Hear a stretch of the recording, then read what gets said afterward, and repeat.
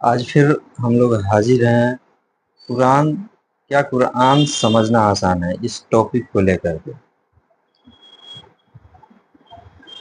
تو آگے ہم لوگ بڑھنے سے پہلے یہ ڈسکلیمر دینا چاہتے ہیں کہ ہمارا تعلق کسی بھی فرقے سے نہیں ہے، نہ ہم کسی شخصیت پرستی کے پیچھے بھاگتے ہیں۔ ہمارا مقصد ہے کہ قرآن کو کیسے آسان کیا جائے لوگوں کو سمجھنے کے لیے۔ اگر آپ کسی فرقے سے تعلق رکھتے ہیں تو آپ پوری طرح سے آزاد ہیں، اس ویڈیو کو ٹویٹ کر سکتے ہیں۔ تو ہمارا کوشچن یہ ہے نظام الدین صاحب سے، دو کوشچن ہم لوگوں نے پچھلے ویڈیو میں کور کیا تھا۔ اب تیسرا کوشچن میں آپ سے کر رہا ہوں کہ اکثر جب قرآن کی آیت پیش کی جاتی ہے تو لوگ کہتے ہیں کہ اس کا شان نزول کیا ہے، تو کیا قرآن کو سمجھنے کے لیے کسی شان نزول کی بھی ضرورت ہے؟ آپ اس کو ڈیفائن کیجیے۔ ہاں، یہ بات شاہم صاحب بات آپ کی صحیح ہے، اور یہ سوال بھی معقول ہے کہ لوگوں میں یہ بات یعنی جو ہے پھیلی ہوئی ہے کہ گویا قرآن کو شان نزول کے بغیر بھی نہیں سمجھ سکتے ہیں، کہ یہ کچھ واقعات ہوئے پھر اس کے بعد میں آیاتیں آئیں، تو اس کو اگر واقعات کو نہ سامنے رکھیں گے تو ہم تو سمجھیں گے ہی نہیں۔ یعنی جو ہے ہر آیتیں قرآن جو ہے جب بھی نازل ہوا تو گویا کوئی واقعہ پیش آیا، کوئی حادثہ پیش آیا، کچھ ہوا، پھر اس کے بعد میں قرآن کی آیتیں آئیں۔ جیسا کہ روایات میں بھی آتا ہے کہ حضرت عمر رضی اللہ تعالیٰ نے کچھ رائے دی، مشورہ دیا، بعد میں قرآن کی آیت آ گئی۔ جیسے پردے کے تعلق سے بھی آیا ہے، حضرت عمر نے رائے دی اور آپ صلی اللہ علیہ وسلم سے کہا کہ اپنے بیویوں کو پردے میں کہیے کہ رہیں، تو اس پر باقاعدہ آیت آ گئی۔ اس طرح سے بہت ساری باتیں پھیلی ہوئی ہیں۔ حقیقت یہ ہے کہ قرآن کا کسی بھی شان نزول سے کوئی تعلق نہیں ہے۔ اگر یہ مان لیا جائے کہ قرآن شان نزول کا محتاج ہے اور قرآن گویا واقعہ پیش آتا تھا پھر قرآن نازل ہوتا تھا، تو گویا کہنا کا مطلب یہ ہوگا کہ اگر یہ واقعات پیش نہ آتے تو کیا ہوتا؟ قرآن نازل نہ ہوتا۔ اب غور کیجیے اب کیا بات یہ کہتے ہیں، یعنی ہمارے علماء چاہے جانے انجانے میں یہ صدیوں پہلے کے ائمہ جو اکثر فارسی تھے، ان کے پھیلائے ہوئے، ان کے بتائے ہوئے، ان کے نیریٹو پھیلائے ہوئے کے نتیجے میں اسے مان لینا، اس میں ایمان لے آنا اور پھر اس کو باقاعدہ قرآن سے نفی کر دینا، وہ جو ہے کہ صاحب گویا کہ یہ واقعہ پیش آیا تو قرآن آیا، یعنی گویا کہ قرآن اللہ تعالیٰ واقعات کے پیچھے پیچھے چل رہا تھا، نعوذ باللہ، جبکہ قرآن ہدی للناس بینات من الہدی والفرقان ہے، تو پھر یہ تو ہدایت کے لیے آنا ہی تھا، رسول تو آنا ہی تھا، آتا رہا ہے، تو کیا واقعات پیش آئے تب ہوا؟ نہیں، انسان کی فطری ضرورت ہے اس کی رہنمائی۔ خود اللہ کے رسول صلی اللہ علیہ وسلم کے بارے میں آیا ہے قرآن میں، وَوَجَدَكَ ضَالًّا فَهَدَىٰ، ہم نے آپ کو گم کردہ راہ پایا، بھائی لوگوں نے ترجمہ کیا آپ کو بھٹکا ہوا پایا، تو ہم نے راہ دکھائی ان قرآن کے ذریعے۔ اور سورہ شورى کی آیت نمبر 42 میں ہے کہ اس میں ہے کہ آپ اس قرآن سے پہلے نہ ایمان جانتے تھے نہ کتاب جانتے تھے، اب اندازہ لگائیے آپ، تو اس کا واقعہ سے کوئی تعلق نہیں ہے۔ تو یہ بات گویا قرآن کو مہجور بنانا ہے، اسے گویا یعنی کہ بے دخل کرنا ہے، اگنور کرنا ہے۔ اگر یہ کہا جائے کہ قرآن کو شان نزول کا محتاج بنا لیا جائے اور شان نزول کو پڑھیں، اور وہ شان نزول کیا ہوگا کہ آپ دیکھیں پیچھے یہ تفاسیر کا انبار ہے، اور اب تک جو ہوتا رہا ہے آگے بھی ہوتا رہے گا۔ اب یہ تفاسیر کیا لوگ پڑھتے رہے ہیں تب سمجھ میں بات آئے گی؟ وہ بھی متعین نہیں ہے کوئی بات، ہر ایک نے الگ الگ اس کی تعویلیں کی ہیں، تو یہ بات بالکل بیجا ہے، بلا وجہ کی ہے۔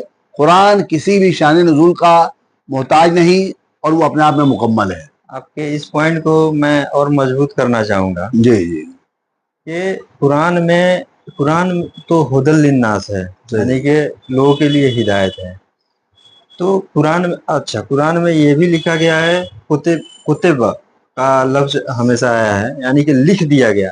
फरजा का लफ्ज आया कि लाजिम कर दिया गया, जो भी है ये सारी बातें आई हैं, तो क्या अल्लाह जो है जब हुक्म दे रहा है तो क्या लोग पीछे पीछे देखेगा कि लोग क्या कर रहे हैं फिर हुक्म देगा, या वो पहले से ही इस चीज को मुकर्रर कर दिया है कि हम ये हुक्म दे रहे हैं और इंसानों को, जो इंसान है उनको मानना है, जो नास है उनको मानना है।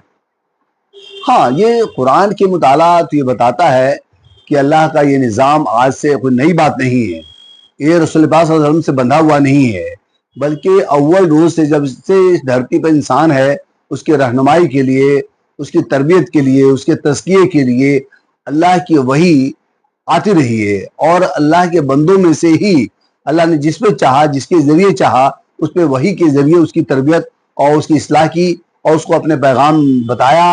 और पैगाम का मकसद ही ये था उनकी तरबियत करना, उनकी इस्लाह करना, उन्हें जागरूक बेदार बनाना, एक अच्छा इंसान बनाना। ये काम होता रहा है। तो ये बात बिल्कुल ही किसी खास मौका महल का मोहताज नहीं रहा है। कुरान में जी जी कुरान में कोई ऐसी आयत है, जैसे ये लोग बोल रहे हैं कि शान नुज़ुल की जरूरत होती है कुरान को समझने के लिए, तो कोई ऐसी आयत पेश कीजिए जिससे हमें पता चले कि शान नुज़ुल की कोई जरूरत नहीं है। असल में ये शान नुज़ुल का जो सिलसिला है, और इस पर बेशुमार लोगों ने जो है बहुत कुछ लिखा है ना। उसमें मौलाना मदुद्दीन रहमान ने भी बल्कि शान नुज़ुल के नाम से बहुत ही ज़्यादा बल्कि मशहूर मारूफ किया जमात इस्लामी के लोगों ने इसको जो है। तो आप ये देखें कि जबकि कुरान कहीं भी इसका इशारा तक नहीं देता कि कोई वाक़यात पेश आए तब हमने ये ऐसा किया, बल्कि अल्लाह ताला इंसानों की ज़रूरत को समझता है और जानता है, और वो उसकी राह के लिए, हिदायत के लिए वही करता रहा है अपने अंबिया और नबियों के जरिए। अब देखिए क्या आयत है, बल्कि अल्लाह ने अपना उसूल ही बता दिया, नियम बता दिया, और पहला ही वाक़या बताया रहा है कि सूरह बकरा की आयत नंबर 38 है, जिसमें कहा गया कुल्ना बितु मिनहा जमिया, कि तुम सब के सब यहाँ से उतरो। फ़इम्मा यातियन्नकुम मिन्नी हुदन फमन तबिया हुदाया फला खौफुन अलैहिम वला हुम यहज़नून, कि और जब मेरी तरफ से तुम्हारे पास हिदायत आए तो जो भी उस हिदायत की तबा करेगा उसके लिए कोई खौफ और रंज का मकाम नहीं होगा, यानी वो नाकाम नहीं होगा, नामुराद नहीं होगा, फला पाएगा। यानी देखिए साफ साफ बताया जा रहा है कि तुम सब के सब यहाँ से जाओ और अल्लाह का निज़ाम के तहत वो वही आती रहेगी तुम्हारी हिदायत के लिए, रहनुमाई के लिए, तुम्हारी फलाह बहबूद के लिए, ताकि तुम खसारे से बचो और हिदायत का रास्ता पालो। ये वही आती रहेगी अल्लाह ताला। और ऐसा कि हुआ, अंबिया के जरिए अल्लाह ने ये रहनुमाई करता रहा है। तो यहाँ साफ पता लग रहा है कि अल्लाह की रहनुमाई आती रहेगी, आती रही है। और आखिरी पैगाम जो अल्लाह का है तमाम इंसानों के नाम, वो रसूल पाक सल्लल्लाहु अलैहि वसल्लम पर जो कुरान की शक्ल में है, वो अल्लाह के मंशे के तहत है, न कि कोई हादसा पेश आने के नतीजे में। तो ये कोई लीला नहीं था, कोई रहस्य लीला नहीं था कि कुछ वाकया पेश आए, कुछ हादसा हो, कोई कुछ कहे, फिर उसके बाद भी ऐसा हो। तो ये अल्लाह की जो आयात है या कुरान है, ये इंसानों की हिदायत के लिए है। तो ये उस पर डिपेंडेंट नहीं है कि वो उसका क्या वाकया पेश आता है, क्या नहीं आता है। तो मैं समझता हूँ कि इस तरह की बेशुमार कुरानी फिर एक और आयत है, क़ज़ालिका नुसर्रिफ़ु आयात, हमने इंसान को अपनी तरह तरह से मिसाल देकर हमने समझाया। ये एक नहीं कई बार है ये। तो गोया अल्लाह को गुमराही से, इंसानों को गुमराही से बचाने के लिए और उसकी तालीमात आती रही हैं, जो उनके रसूल दुनिया में इंसानों को देते रहे हैं और तज़किया करते रहे हैं, उनकी तालीम तरबियत करते रहेंगे। तो बहुत सिंपल सी बात है बकायदा। तो शान नज़ूल जाने की जरूरत नहीं है। अब मिसाल के तौर पर कि वही बात कि क्या अगर शान नज़ूल वाक़या कोई ना हुआ होता, क्या कुरान नहीं आता? अब सोचिए, आप इसका महरूम हो जाते। तो ये बात बिल्कुल बेतुकी बात है, बिल्कुल जो है ना, जो है इस तरह की मिसाल आप ये तौरात है, इंजील है, ज़बूर के बारे में आप क्या वाक़यात पेश करेंगे, क्या शान नज़ूल पेश करेंगे? हाँ, तो ये बिल्कुल ये बेतुकी और बेदलील की बातें हैं ये, और खाम खाम मफरूज़ा है ये, यानी गड़ी हुई बातें हैं ये। भाई शान नज़ूल की कोई जरूरत नहीं है। आगे मेरी चौथी क्वेश्चन ये है, क्या जी कुरान काफी नहीं है? और देखिए, कोई चीज अगर अधूरा होता है सही है तब हमें उसके बाहर जाने की जरूरत है। तो अगर बिल्कुल उसके बाहर जाने के लिए ये लोग कह रहे हैं कि हाँ कुरान के बाहर ही समझेंगे, तो सही इसका है मतलब आप साफ साफ बताइए कि तब तो कुरान काफी नहीं है, कुरान सही है। मुकम्मल नहीं है, कुरान अधूरा है। तो इस अधूरे चीज को ये उलमा लोग पूरा करेंगे, क्या आप यही समझ रहे हैं? आ, इस ताल्लुक से भी एक बहुत ही बल्कि कुरान में ही इसका जवाब मौजूद है। दिलचस्प बात यह है कि जितने भी सवालात हैं इस तरह के, वो उन सवालों का, बुनियादी सवालों का, चाहे वो थोड़े से फर्क के साथ में हमेशा ये रहा है, जो भी मुनकर रहे हैं, नाफरमान रहे हैं, बिगड़े हुए लोग रहे हैं, बागी रहे हैं, सवालात सबके एक ही से हैं रहे हैं बकायदा। तो ये जो बात है कि क्या कुरान बजाते खुद काफ़ी है दीन को समझने के लिए, क्या मुकम्मल है, या बाहर इसको समझने के लिए बाहर की कुछ वाक़यात, कुछ रिवायतें, हदीस, सुन्नत को भी सामने रखना होगा, तब समझ पाएंगे। तो ये इसका जवाब खुद कुरान में मौजूद है। कुरान खुद कहता है, अवलम यकफीहिम अन्ना अंज़लना अलैकल किताब युतला अलैहिम। अब आप देखिए, साफ साफ यह कहा जा रहा है कि क्या उनके लिए ये काफी नहीं है कि हमने जो है आप पर किताब नाजिल किया और उन पर ये इसे तिलावत करके नहीं पढ़कर सुनाई जा रही है ये किताब। यानी ये किताब, ये अहकाम, ये कुरान उनको समझाया जा रहा है, बताया जा रहा है, पेश किया जा रहा है। तो क्या ये काफी नहीं है? क्या चाहते हैं वो? खुद कुरान इस पर इतराज कर रहा है। यानी दीन जो है ये मुकम्मल है, काफी है, और जो उसको मानने को सामने वाले तैयार नहीं है। तो ये बतौर दीन कुरान काफी है, जो कुरान की शक्ल में हमारे पास मौजूद है। किसी भी बाहर की चीज की जरूरत नहीं है। अभी तो क्लियर कट है बकायदा है।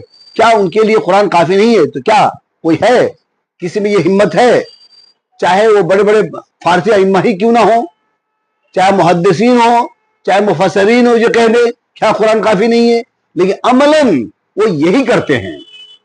जब वो कहते हैं कि कुरान को सुन्नत के बगैर, हदीस के बगैर, रिवायात के बगैर, वाकयात के बगैर, शान नुज़ूल के बगैर नहीं समझा जा सकता, तो गोया इस कुरान की इस आयत से बगावत करते हैं, कुरान से बगावत करते हैं। और ये कहते हैं कि हाँ हमारे लिए काफी नहीं है। नौज़ बिल्लाह माज़अल्लाह। जी तो ये रहा कि देखिए, कुरान हमारे लिए काफी है, इस बात का बेशक सबूत तो है। लेकिन कुरान हमारे लिए काफी नहीं है, इस बात की कोई सबूत नहीं है। और जो लोग ये बात कह रहे हैं, तो वो इस बात को माने कि कुरान मुकम्मल नहीं है। बिल्कुल। हाँ, उनका मतलब यही है। अगर वो ये कहते हैं तो गोया कि वो इस बात को मानने को तैयार नहीं है कि कुरान मुकम्मल है, जबकि वो बतौर दीन अल्लाह के रसूल सल्लल्लाहु अलैहि वसल्लम पर मुकम्मल दीन कर दिया गया। जब दीन मुकम्मल हो गया तो क्या किसी की हिम्मत है, जुर्रत है कि वो इसमें बाकायदा इसको नाकाफी बताए, अधूरा बताए, या उसे पूरा करने की कोई हिम्मत जुटाए कुछ चीजों को ऐड करके? तो ये सरासर दीन में तहरीफ है, दीन को टेम्पर करना है, बिगाड़ना है। जो अमलन हुआ ऐसा ही हुआ। जी आगे मेरा पांचवा क्वेश्चन ये होगा कि मैंने देखा है हर कुरान में, हर उलमा ने, आलिम ने जो है अपनी अपनी कुरान में तफसीर किया। सही। और वो कहते हैं कि भाई तफसीर को पढ़ो तब कुरान समझ में आएगी। और तफसीर का हालात ये है कि हर फिरके का अलग अलग तफसीर है। तो कोई अगर मान लिया कि कोई अहले हदीस के तफसीर को पढ़ रहा है, तो वो तो देवबंदी से लड़ेगा। कोई देवबंदी के तफसीर को पढ़ रहा है, तो वो बरेलवी से लड़ेगा कि तुम्हारा तफसीर गलत है। तो ये तो मतलब झगड़े को फंसाया गया है यहाँ। तो कुरान जो है आया कि हम सही हिदायत के लिए आए। तो ये तफसीर पढ़ के, ये शान नुज़ूल पढ़ के हमें हिदायत कहाँ मिल रही है? हम तो लड़ रहे हैं आपस में। बिल्कुल। तो आप बताइए कि क्या रसूल भी तफसीर को पढ़ा करते थे, तफसीर समझाने किया के लिए करते थे। तफसीर किया करते थे कुरान सही सवाल है। समझाने के लिए? بالکل صحیح سوال ہے آپ کا ارشد اعظم صاحب کہ کیا رسول صلی اللہ علیہ وسلم جب قرآن نازل ہوتا تھا تو کیا صحابہ اکرام کو یا لوگوں کو پھر وہ کیسے کیا کرتے، کیسے سمجھاتے تھے؟ کیا وہ اپنے سنت حدیث کے ذریعے سے بیٹھ کے درس دیتے تھے یا تفسیر کرتے تھے؟ یہ سوال ہے میرے خیال سے، ہے نا؟ تو اب اس میں دیکھیے دو باتیں ہیں کہ قرآن جب لوگوں کو سمجھایا جاتا تھا تو کیا وہ بیٹھ کے تفسیر سنیں گے؟ جس کو ہدایت کی جائے گی، سنایا جائے گا عام آدمی کو، وہ کیا سنے گا؟ وہ تفسیر سنے گا؟ وہ کیا اس کو میسج ڈائریکٹ دیا جائے گا؟ دوسری بات کہ جو صحابہ کرام آپ کے ساتھ ہو لیے تھے، اسلام لا چکے تھے اور انہوں نے قرآن پر عمل پیرا ہو گئے تھے، تو کیا وہ بیٹھ کے ان میں درس بھی دیتے تھے آپ؟ دراصل یہ بات جو ہے لوگوں کو کنفیوز کرنے کے لیے سب باتیں کہی جاتی ہے۔ قرآن میں کہیں بھی اس طرح کی بات نہیں ہے، رسول کا ذکر تقریباً سینکڑوں بار بار آیا ہے، اور اس میں جو بات کہی گئی ہے وہ کہیں بھی یہ بات نہیں کہی گئی کہ اے رسول ہم نے تم پر یہ وحی کی ہے، اس کی تفسیر تم کر دو۔ قرآن میں کہیں بھی یہ بات نہیں آئی کہ اس کی تفصیل کے لیے تم حدیث بیان کرو، یا لوگوں کو بھی خطاب کر کے تقریباً 300 بار لوگوں کا خطاب ہے لوگوں سے، اور تقریباً 300 کے آس پاس ہی یا الذین آمنو کہا گیا ہے، لیکن ایک آیت میں بھی یہ نہیں کہا گیا کہ قرآن کی تفسیر کے لیے، قرآن کو سمجھنے کے لیے رسول کے سنت رسول کی اتباع کرو، یا حدیث رسول کو دیکھو، یا حدیث رسول کے ذریعے سے قرآن کو سمجھو، نہیں کہا گیا۔ بلکہ دلچسپ بات یہ ہے کہ اس کا معقول جواب ایک آیت میں وہ یہ، اور بلکہ یہ آیتیں بار بار ہے، ایک دو بار نہیں ہے، اور ایک آیت میں پیش کرتا ہوں۔ سورہ انعام کی آیت نمبر 106 ہے، اس میں کہا گیا اتبع ما یوحی الیک من ربک۔ دیکھیے کلیئر کٹ صاف صاف کہا جا رہا ہے کہ آپ اتباع کریں، کس سے کہا جا رہا ہے؟ رسول پاک صلی اللہ علیہ وسلم سے کہا جا رہا ہے، آپ اتباع کریں اس وحی کا جو آپ کے رب نے آپ کی طرف کیا ہے۔ اتنا کھول کے بتا دیا گیا ہے، یعنی اس کو لوگ چھپاتے اے ہیں۔ رسول جو آپ پر وحی کیا جا رہا ہے نا، آپ کا رب نے وحی کیا ہے، اس کی اتباع کرتے جائیے۔ یعنی کہ رسول بھی اسی کے اتباع کرتا تھا جو ان پہ وحی کیا جا رہا تھا، قرآن سے باہر وہ جاتے ہی نہیں۔ تو پھر لوگوں سے کیا ہے؟ لوگوں کے لیے تو جو اتباع رسول خود قرآن کا کر رہا تھا وہی اتباع لوگوں سے بھی کروا رہا تھا، اپنی ذات اتباع نہیں کروایا رسول نے۔ یہ قطعاً غلط بات ہے، بہتان ہے، اور اسلام کو ٹیمپر کرنا تحریف کرنے کا مترادف ہے۔ گویا کہ قرآن کا اتباع ہی لازم ہے، اور یہی رسول نے بھی اتباع کیا، لوگوں سے بھی قرآن کا ہی اتباع کروایا۔ جی شکریہ۔ دیکھیے ہم لوگوں نے جو ڈسکس کیا ابھی تک، میں نے آپ سے 5 کوشچن پوچھا ہے، جی اور میں اس بات پہ زور دے رہا ہوں کہ قرآن کے باہر اسلام نہیں ہے، قرآن کے اندر ہی اسلام ہے۔ تو عام لوگ، لیکن اس بات ایک کوشچن اور میں کروں گا وہ عام لوگوں کے لیے، کہ لوگوں کا کہنا ہے کہ ٹھیک ہے بھائی قرآن تو کے اندر ہی دین اگر ہے، قرآن کے اندر ہی اگر اسلام ہے، تو میں تو قرآن پڑھتا ہوں، مجھے سمجھ ہی نہیں آتی ہے، میں کیسے سمجھوں؟ بہت ساری باتیں ہیں جو کہ جیسے کوثر، نہ آتے نا کل کوثر، یہ ایک ورڈ ہے کوثر، اس کا بہت سارا مطلب تفسیر کر دیا، تو لوگ کیسے سمجھیں گے کوثر کیا ہے؟ حج کا ترجمہ نہیں کیا گیا، اور لوگ کہیں گے کہ ارے بھائی قرآن میں تو حج ہے اور تم کہہ رہے ہو کہ حج نہیں ہے، تو وہ حج کون سی ہے؟ اسی طرح سے لوگ آتے ہیں روزہ پہ، روزہ ہے، زکوٰۃ ہے، نماز ہے، یہ ساری باتیں لکھی گئی ہیں قرآن میں، اور لوگوں کو سمجھ ہی نہیں آتا ہے کہ مطلب یہ کیا ہے، تو اس کا کیا حل نکالیں گے آپ؟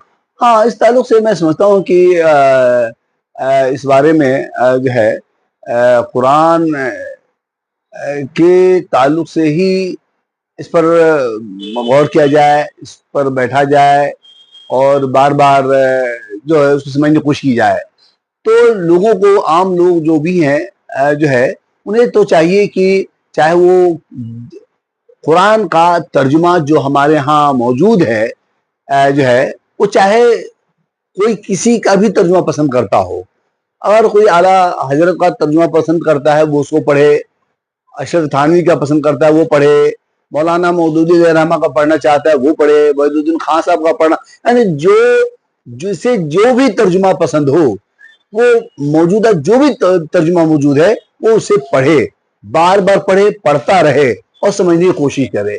इसी के साथ एक बात और कहूंगा उनसे, इससे आगे बढ़ के लगातार आप ये उजलत नहीं कि 2 दिन पढ़ा 4 दिन पढ़ा और बस, लगातार पढ़ें। और इसी के साथ कुरान की जो अल्फाज है जिसकी बात अभी आपने कही, जैसे कौसर है या और बहुत सारी बातें, किताब है, वही है ना, ज़कात है, ज़कात का भी तर्जुमा नहीं किया जाता हमारे यहाँ, है ना। तो इस तरह के बेशुमार अल्फाज हैं, कुरान के अल्फाज को जानने की कोशिश करें, ये बड़ी मददगार है कुरान को समझने की तरफ। आइंदा इंशाल्लाह इसको जो है लिया जाए। ये और तो बिल्कुल साफ है कि अगर कुरान को हम तर्जुमा से पढ़ते हैं तो बेसिक जो बातें हैं वो समझ में आ जाएंगी, और जो गुमराही हमारे समाज में फैला हुआ है जिससे फितना बहुत ज़्यादा बढ़ गया है, कम से कम उससे तो निजात मिल जाएगा। और बार बार पढ़ेंगे तो जरूर हमें, क्योंकि अल्लाह ने कहा है कि हमने ये मतलब हिदायत के लिए, कुरान जो है हिदायत के लिए हम लोगों को भेजा है। तो ये मुझे उम्मीद है कि अल्लाह हिदायत जरूर देगा। तो ये रहा कुरान से रिलेटेड हमारे कुछ क्वेश्चन, और इसको हम लोग जारी रखेंगे अगले वीडियो में। और हमारी कोशिश रहेगी कि हम कुरान को जो है समझने के लिए जहाँ तक हमारी कोशिश हो इसको आसान किया जाए।